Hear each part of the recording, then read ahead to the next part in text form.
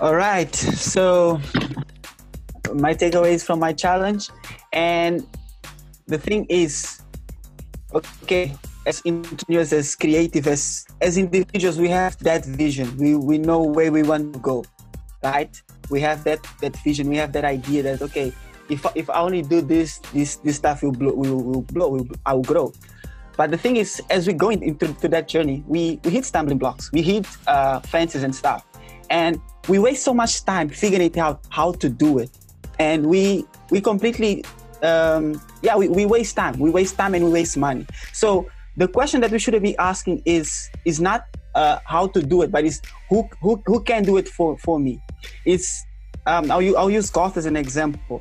Golf was working, and he had his twins, right? But then he wasn't like thinking, okay, how am I gonna take care of the twins and then graph? Rather, it was like, okay, who can I get that can help me with that?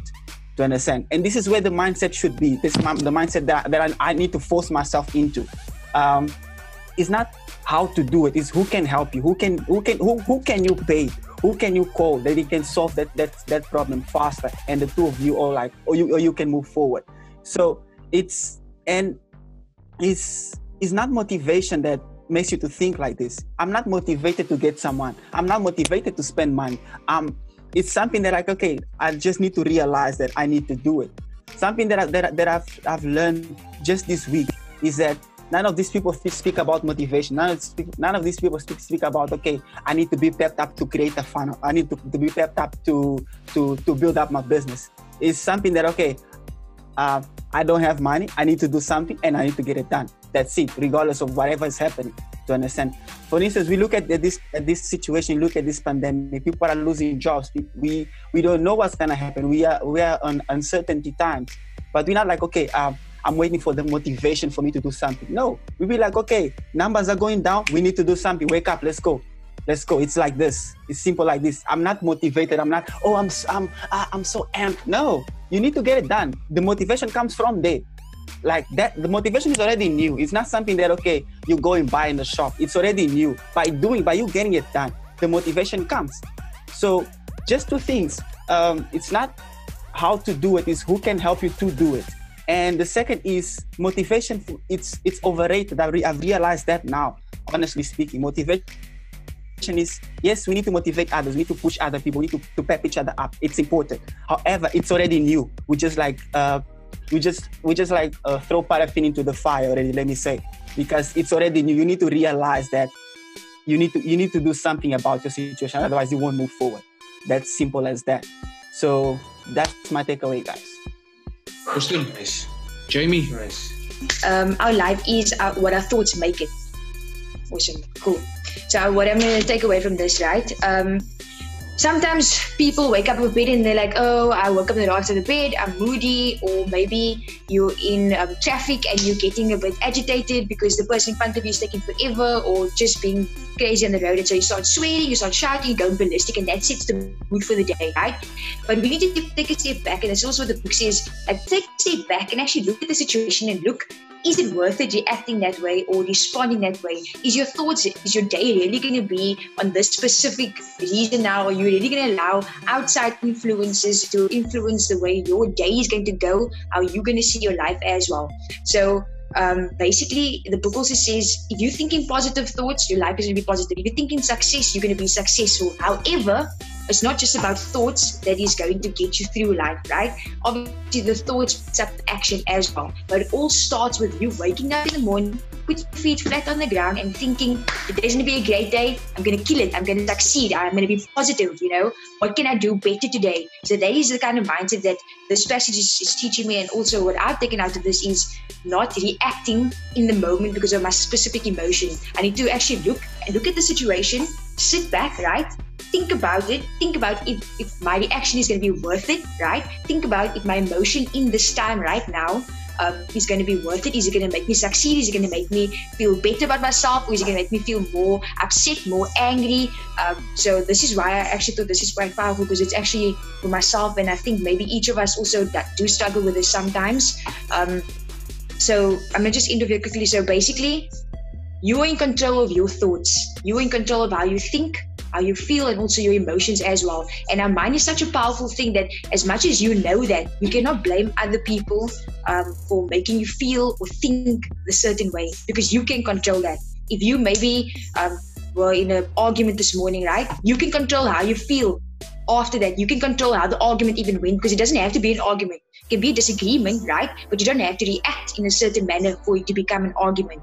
So we are in control of our thoughts, we're in control of our emotions, and we can actually see and we can tell whether our day is going to be an enjoyable one, a good or a bad one as well. With that also said, other people's attitudes around us also rubs off. So your attitude rubs off someone else. Someone else's attitude rubs off you as well. So if we're going to come into this space negative, if we're going to come to this space depressed, in a dark space, it's going to rub off somehow, right? But we're not doing that. We're coming out of this situation positive. We're coming out of this situation optimistic. Like God says, I'd rather be optimistic and be wrong than be a pessimist and be wrong. You know, looking at this pandemic right now, like Amy said earlier, we are the light to what people want to see at the end of the tunnel. We are their light. So our attitude needs to be that positive, needs to be that good, needs to be that strong mental attitude that we can rub off to everyone else, and that will flow on, flow on, flow on. We can't be in a dark space. We can't allow this pandemic right now to be like, oh no, it's okay, let's make excuses, let's not continue to push, let's not help people, let's just blame the pandemic let's just blame the pandemic for why we can't succeed in life, for why we can't be making money or helping others as well. But we're doing the complete opposite, and that is so awesome to actually be part of a team who is doing that and being part of the community as well. Because as you can clearly see, even the feedback from getting from my members and also from your members as well, they're loving meeting us, they're loving meeting new people. They're literally saying that if it wasn't for our workouts, if it wasn't for EFF, they wouldn't know how they're going to get through this 40 odd days that they're at home. They're literally actually telling me that we are their sanity. So it's so cool to actually hear that and actually see the kind of impact that we have. So our thoughts, our emotions, the way we think, the way we feel, rubs off on other people, but also says how our life is going to be as well. So that's my takeaway. Nice. Awesome. Can I add on that, because my takeaway is very similar, Jamie. It's also about cultivating your minds. If you don't mind, guys, I'm just gonna add on there. Cool, go for it. But yeah, it's the takeaway is cultivating your own mind and just taking that control again, like you mentioned, James, of your thoughts, because the quality of your thoughts will actually impact and help the outcome or the quality of your life. So the quality of your thoughts will impact the quality of your life. And I mean, we always talk about positive mindset, and we even have posters in our consult rooms that say no negativity allowed. I think we should get posters like that on the Facebook page as well. I missed that one. No negativity allowed. It is much easier said than done, because it is very hard personally for everyone, I'm sure, to actually let go of negative thoughts. Sometimes it just takes over. And especially criticism, that's another big one. And us as a business as well, we'll also always be faced with criticism from somewhere. And that is hard to let go of. But by making those negative thoughts your focus, you'll actually embody it. Or worse, you could manifest it and it could become part of you, and it could also spread to other people in a negative way. And that's what we want to avoid completely, because that will stump our personal growth. And we always want to grow and be better personally as a business as well. So, you know, when people sometimes ask you, hey, you've heard this before, like, are you the type of person who sees the glass half empty or half full? Like, what type of person are you? That's actually a choice. You can choose which way you want to see the glass. So yeah, let's always choose to see it half full, because we want to keep that positivity strong. Yeah. Nice. But Nico. Yo. Hey, your sound. You're still muted. Go. Nico must go now. Alright, cool. So mine is on something that we've learned on Papa G. Just something that came up in my book that I was reading, is that don't promise what you cannot deliver. So I just want to read a quick passage from it quickly. That it says, when selling our ideas, we tend to overpromise in the enthusiasm of our creation. In our vision of how we hope it will be, is to, of course, leave no room for failure. So in a sense of, we believe in so much in our product, believe in with enthusiasm, like God said when doing our consult, we need to show that energy, we need to show that we wanting really to help people, because people can feel that energy come over a consult when doing that to them. So when we're selling with enthusiasm, it's selling everything and believing it so much that we know we can help them. Whereas if you're not selling with enthusiasm, you're just trying to sell them, or we're just doing a consult, that's making room for failure, making room for watering down the product. So in this results, we will then lessen the chance of failure coming towards us. So the result will probably be disappointing to people if we sell without enthusiasm. No one will say anything to us. They won't trust us at all, but for the next time.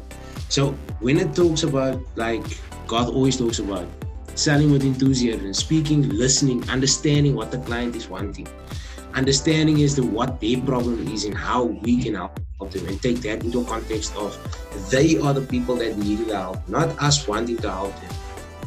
So we got to take into consideration as to what we are going to promise them according to what their goal is. So when we promise them something like guaranteeing results, we believe with enthusiasm so much that we know we can do it. God mentioned this yesterday to us, that we need to become a product of the product, not just walk it, talk it, and breathe it. We literally have to become a product of the product. Like, I mean, we got PKs in the week for not being a leader. Between myself, Mickey, and Alice, for not following with the push-ups. It's the same thing. You gotta promise whatever is being said. You gotta make sure you stick it through all the way. Not sell without enthusiasm. They're not gonna trust you. So basically, do not blow it. Always think of what the person is sitting in front of you, what they are thinking at that time. That's my biggest takeaway for you guys. So, Coach. I'm going to go next year. Mine is also kind of linked to what Nico says with regards to the leadership part. So mine's come from the book Start With Why. It's basically the opening quote that I wanted to read. Simon. Your leaders. Simon. Yeah, by Simon Sinek. Yeah, I read that book. It's an awesome book.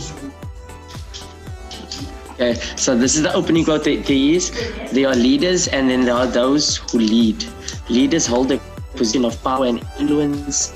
Those who lead inspire us. And why I chose this one is because, like Nico said, we got a PK in the week for the push-ups and it was well deserved. That's why I think it woke us all up, because like Nico said, we are currently the leaders and we promising talking to our members and speaking to people, but what are we actually doing as leaders? We need to be inspiring people, and I think we are doing that, and it's literally our time to realize that we are currently the leaders of our community, our Facebook community, our family community, friends community. We are the leaders currently, and we need to step up and show them why we're the leaders, by inspiring them, by showing them the way that they need to go. So like we spoke a little bit earlier on about the light, God always says we need to show them the light. We are basically their light. So we need to start being the light and start promoting ourselves as that leaders of light, showing them that there is positivity coming out of this. There is a way to overcome this. There is a way to get out and get through this. So yeah, just for all of us, that we need to start realizing that we are technically leaders in our community.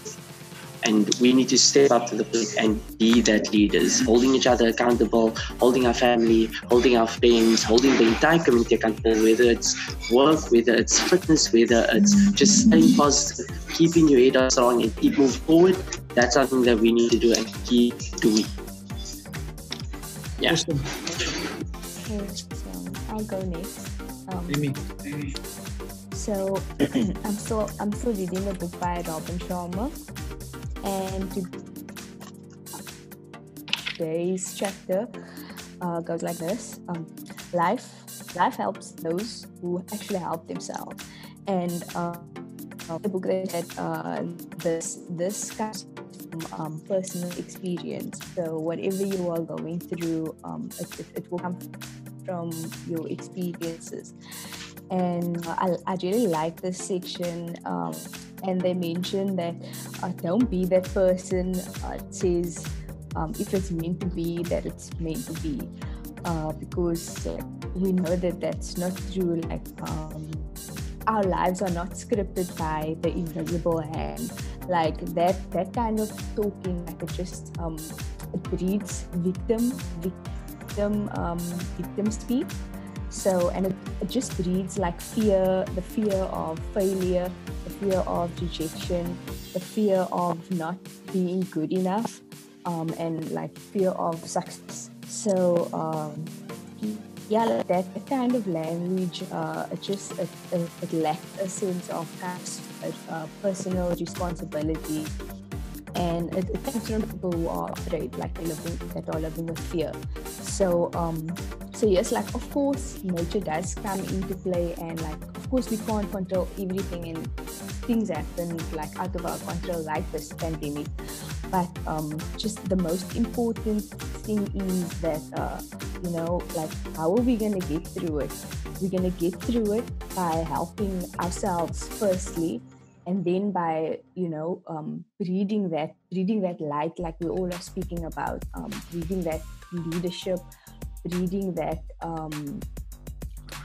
that just that like I need to do something kind of mentality, and then also just believing again, like believing deeply what your mission is, what you stand for, and like as a company and as a business, and and also as us individually, like just us believing in where we're heading, and pushing the needle forward. So yeah, that was my big takeout. And just to end off, life favors the devoted. So yeah, let's all be committed and devoted to our truth and the business truth, and push it forward. That was my big takeout. Nice. Awesome. Gavin. Okay, so my take was basically the Buddhist Nick who gives me a man up, and I've been reading through this book and I've taken a lot, and it's also like when we doing our recordings and exercises, and when you speaking out, like I've learned so much. Like I mean, like as much as I can say I'm in love with fitness, the thing is, if I'm looking at this book and reading it, just the wording that says man up, like I've never been in control of manning up to own basically what I believe in. So coming on to EF Bootcamp is basically something that opened my eyes, where you actually see, so what it says basically, stop the bullshit excuses. So because we always come with excuses and stuff, so also with this challenge of the transformation by myself is basically time for me now to basically man up and take action. Because I mean, everyone they has basically their potential, but it's how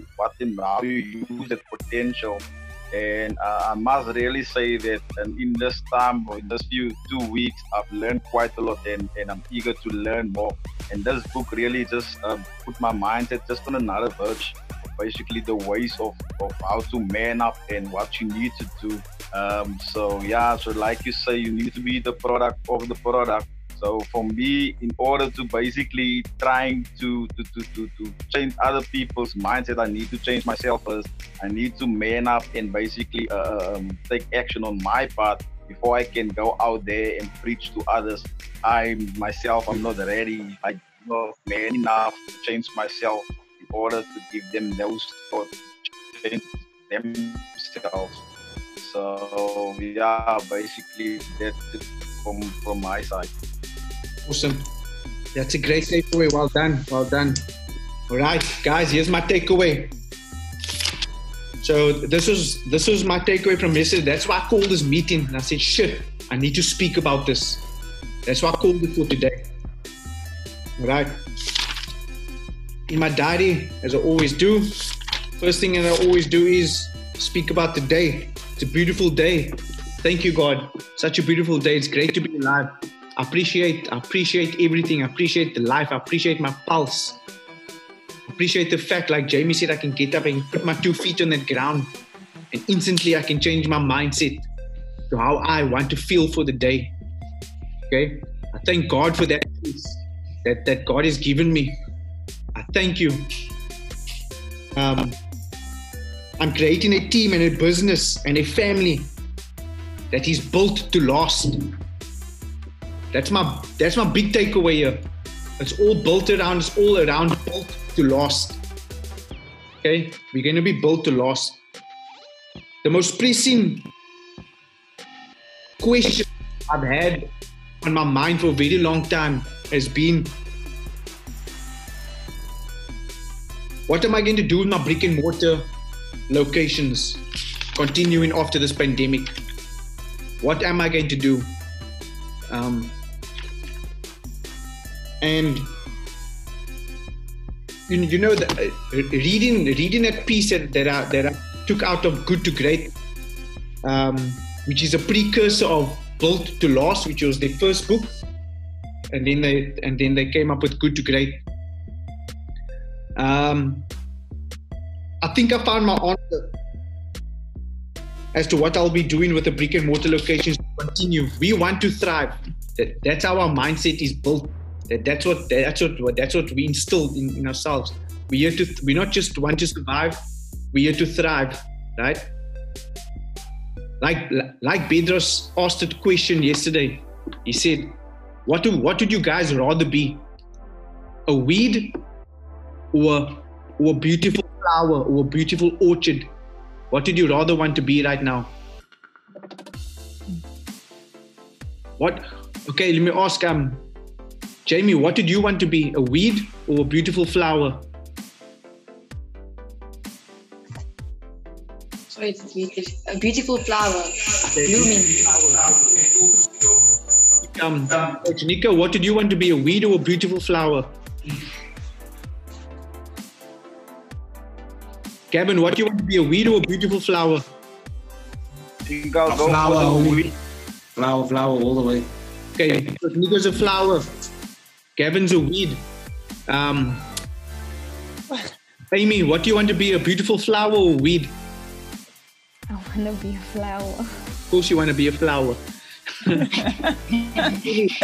do you want to be? A beautiful flower or a weed?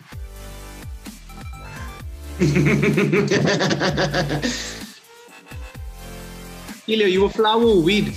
Please speaking to me, sorry, I didn't hear that. First instinct is flower. But it's a tricky one. If I pull out the weed tomorrow, it might be back. What are your flower weed?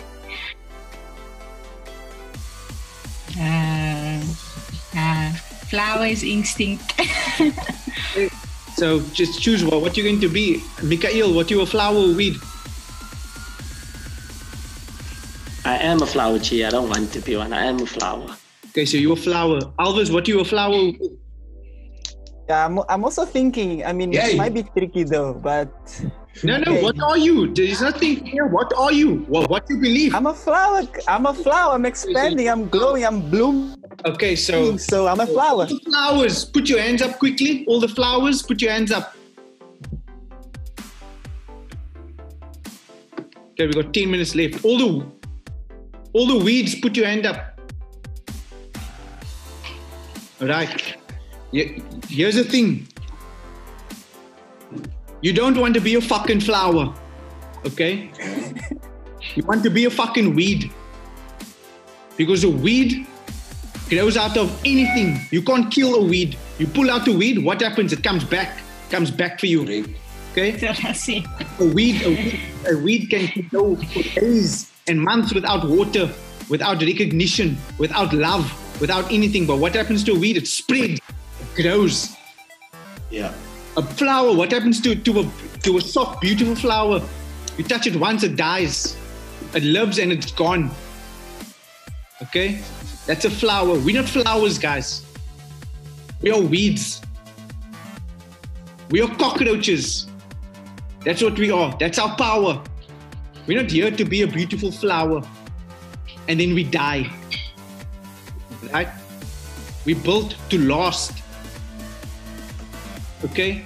No one respects a weed. No one respects and look at the cockroach as if, how do you continue? I can kill you now. You come back the next day. You come back the next month. I see your little eggs all running around here. Shit. I pull out the weeds. Shit, you're growing from the flipping cement. How the hell are you doing that? You're coming out of the cement. how the hell are you doing that? I'm trying to spray you with insecticide and shit, but you're still growing. What the hell? You know? That's what we are, guys. We want to be a weed, especially during this time. And weeds have beautiful flowers. If you allow a weed to grow long enough, a beautiful flower comes out of that weed. So, we need to focus on our next big, hairy, audacious goal. They call it the BHAG, the big, hairy, audacious goal.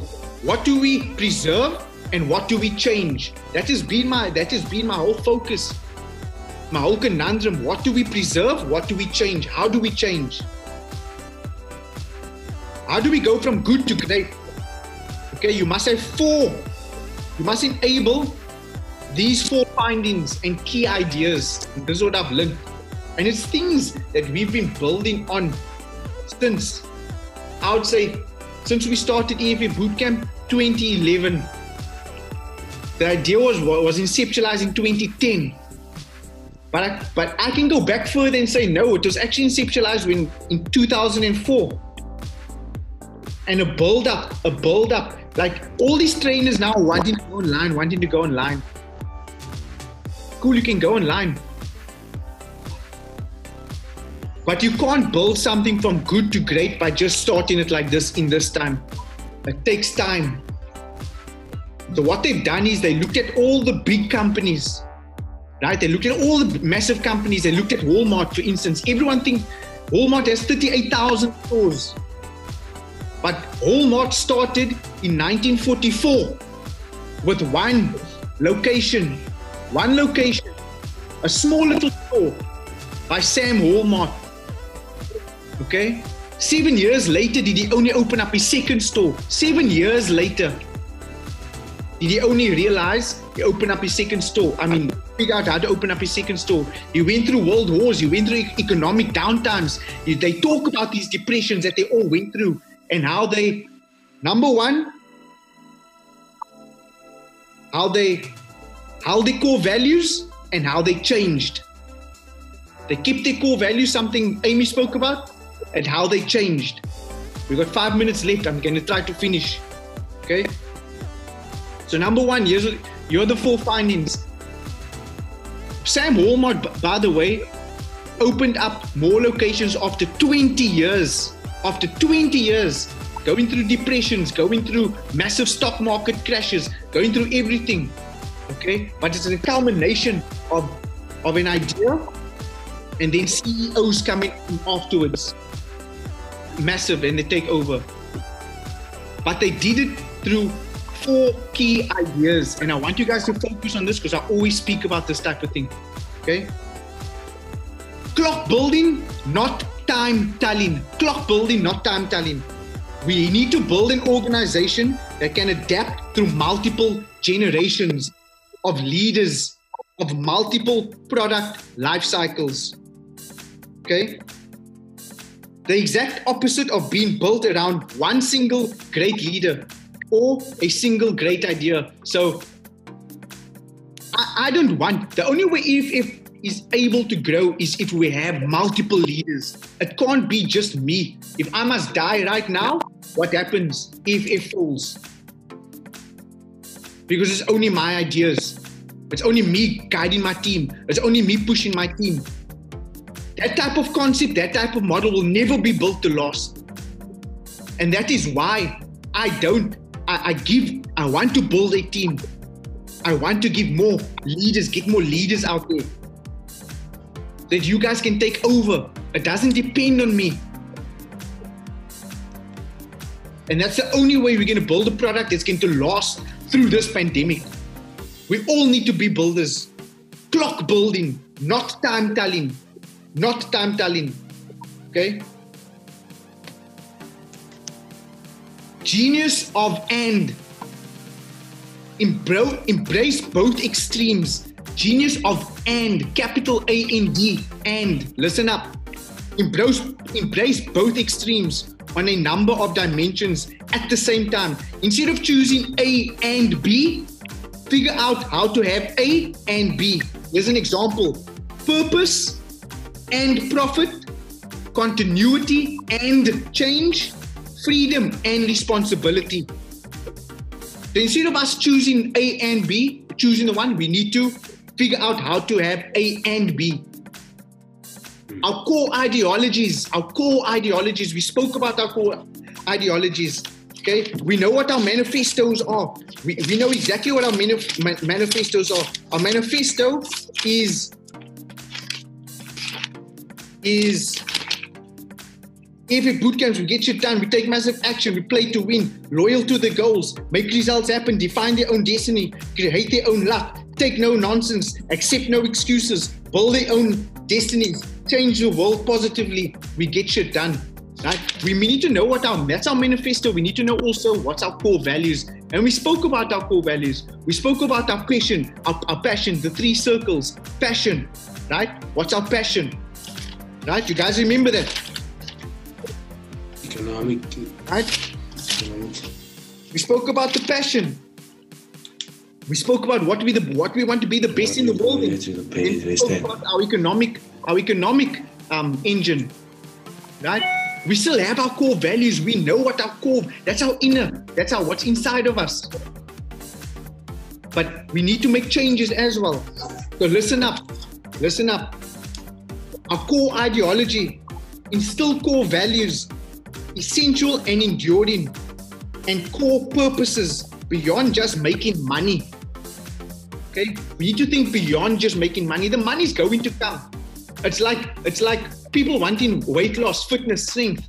Okay, if you're not mentally engaged, okay, if you want weight loss, what you need to do? Focus on your fitness, focus on your strength, and weight loss will come. Don't focus on weight loss. Focus on getting into the motion. Focus on getting your fitness up. Focus on getting your strength up. Right?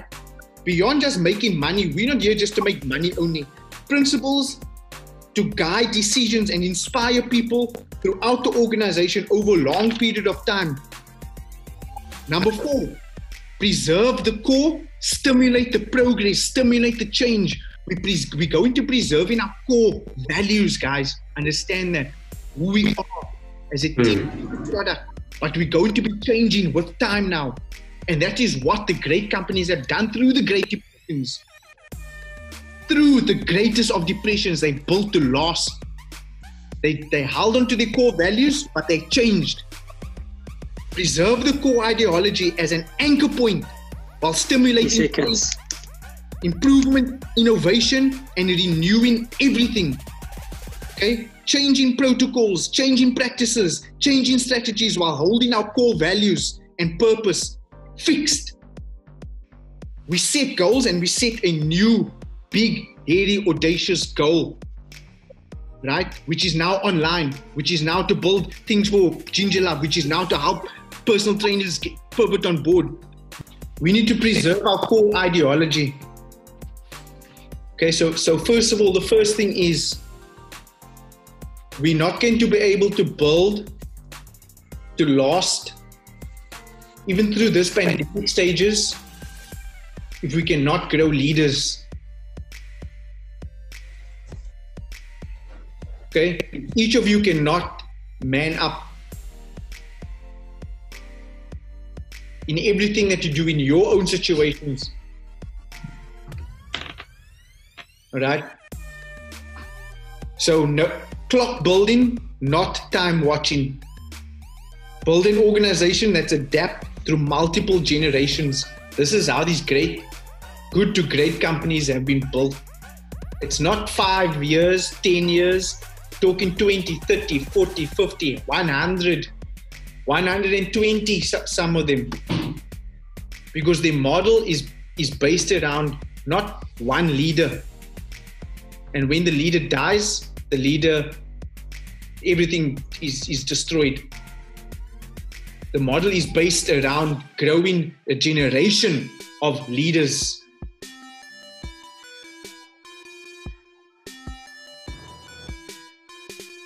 And you guys need to see that in yourselves. You need to see yourselves as a leader.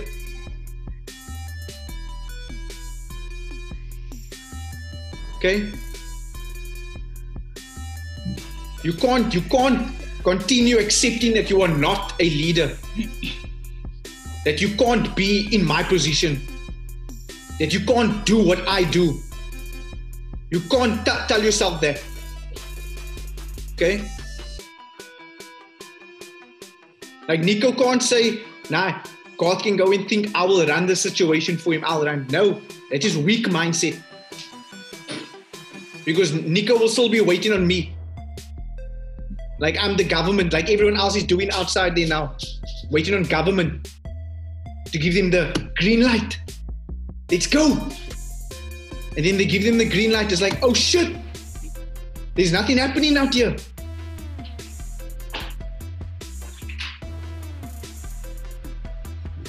You can't be thinking that Jesus is just going to be thinking about everything. Okay, I'm going to follow. Cool.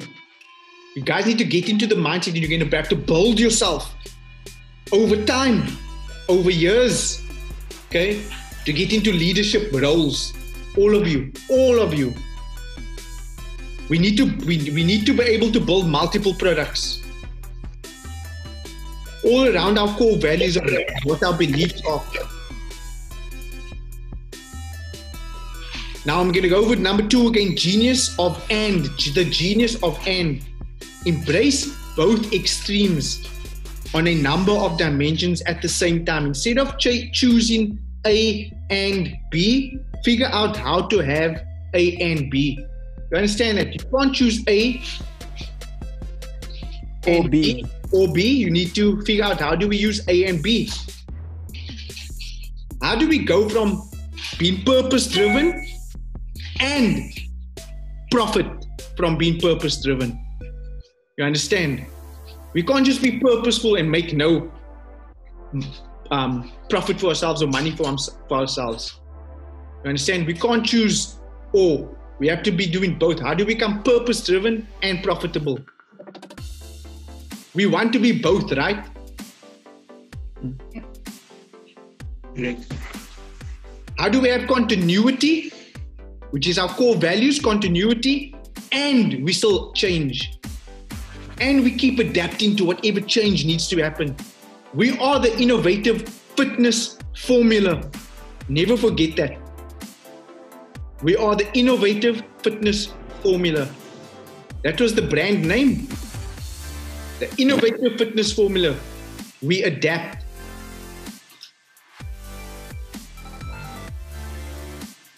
We want to also have freedom and responsibility. You guys know what that means. It's like, it's what's been my biggest goal was to get more freedom. Working my butt off every single day. Working my ass off from 5 a.m. till 8 p.m. for years. Pedro's told me you want more freedom in your life. And you need to be thinking, how do you get more freedom? But as you get more freedom, there's going to be more responsibility on you. And you guys are thinking the same type of thing. We're trying to create systems where it's allowing you more freedom, more flexibility in your time scheduling. But because now you got more freedom, there's a whole lot more responsibility on you as well. You guys are slowly going to morph into that. Where you open up time. Where you basically paying someone else or something else to give back your time. But when you take the time back, it's not you now wasting time. You're not going to be wasting time. Right? You're going to be managing your time better, taking on more, having more responsibility on something else. And then our core ideology, that's number 3. Instill core values, essential and enduring. And a core purpose, beyond just making money, principles to guide decisions and inspire people throughout the organization over a long period of time. And number 4, preserve the core, stimulate the change, stimulate the progress, stimulate the innovation. Okay? We need to preserve our core ideology. The fact that we are weeds, that we grow from nothing, that we have purpose. And I'm gonna go through it with you quickly. That's what we said.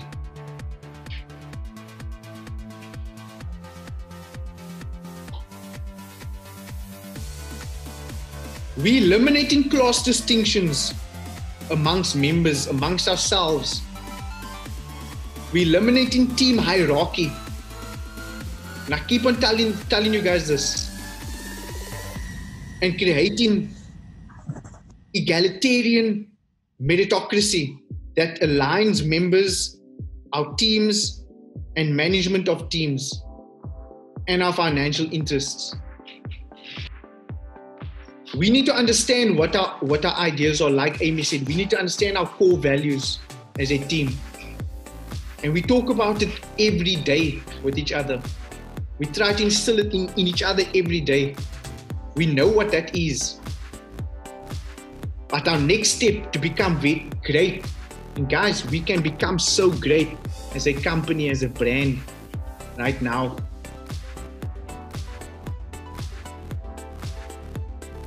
We can adapt very quickly and keep changing and keep morphing, but our ideologies are still the same, our core values are still the same. And we need to focus on the next big, hairy, audacious goal, which is to serve up 20,000 people. 20,000 people. Serve 20,000 people. We're taking small baby steps, wanting 1,000 people to serve. All right, that's my takeaway. Sorry it was a bit long. It's awesome. But I really wanted to get that out because that piece of that book was super important. At least now I'm a weed with a flower now, guys. There you go. Okay, definitely a weed. Yeah.